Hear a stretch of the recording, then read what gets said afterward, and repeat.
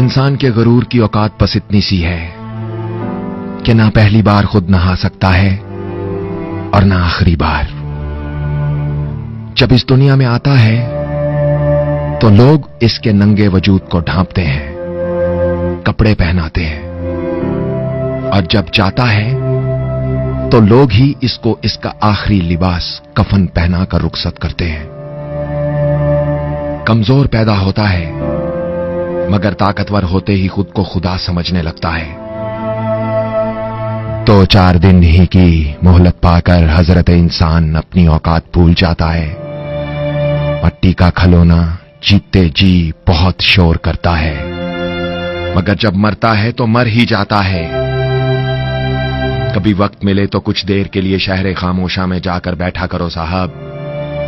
जहां मुस्तकिल रहना हो वहां चक्कर लगाते रहते हैं। डरता हूं लोगों के अकड़े हुए वजूद और फैली हुई अना को देखकर।